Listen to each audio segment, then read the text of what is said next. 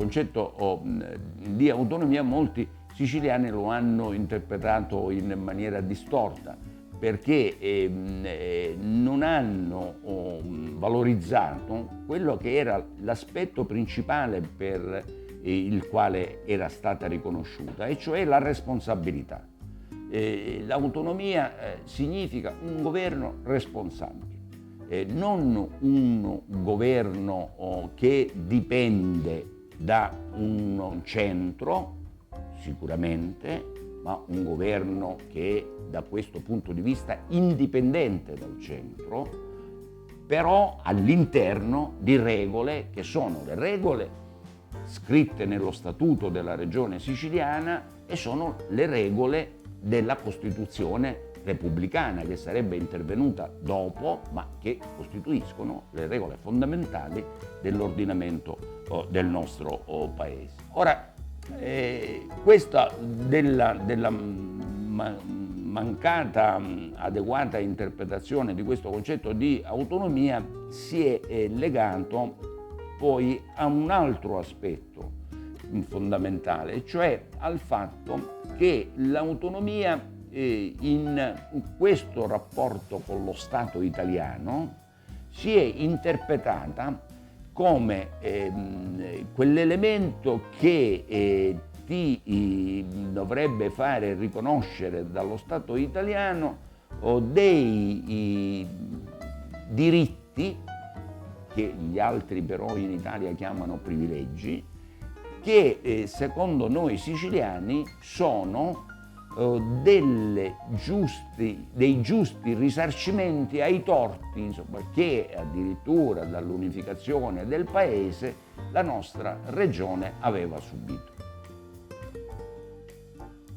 La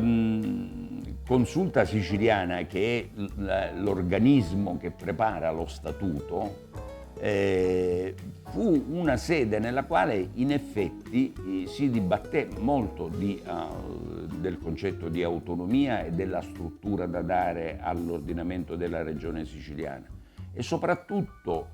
vi fu un confronto fra due modelli, potremmo dire, di autonomia. Un modello che alla fine è quello che è prevalso e che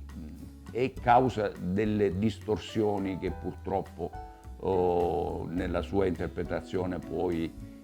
storica si sono avute, e cioè il modello rivendicazionista cosiddetto, nel senso che si intendeva, secondo questa tesi, l'autonomia come lo strumento per rivendicare da parte della Sicilia nei confronti dello Stato italiano un risarcimento di danni che erano stati dallo Stato procurati alla Sicilia nel corso dei decenni.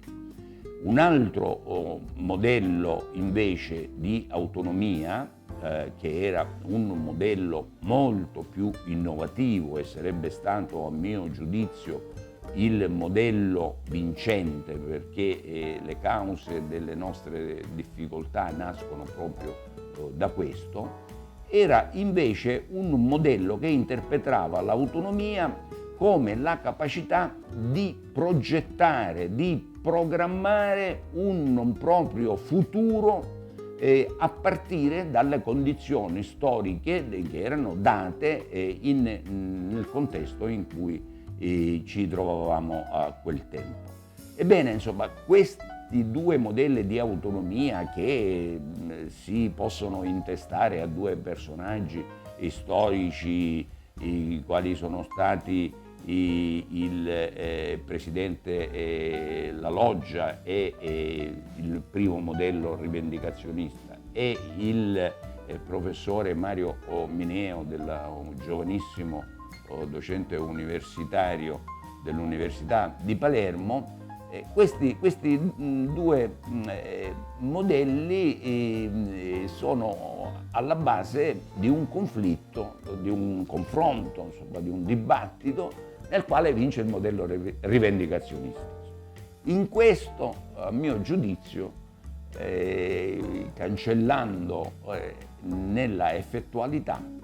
quella che è la vera essenza dell'autonomia, cioè la volontà, la determinazione, l'assunzione di responsabilità di governarsi da sé e di decidere il proprio futuro non in base alle